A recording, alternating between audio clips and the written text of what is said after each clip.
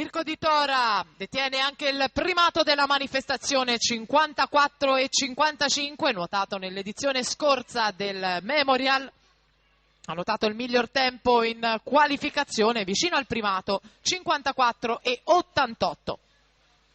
Specialista dei 50 e 100 d'orso, Di Tora finalista europeo nei 50 e finalista ai mondiali di Roma, 25,72 nelle prime due vasche, incalzato da Roch Zaccaria, 26,78. Greselin in terza posizione, 27,22.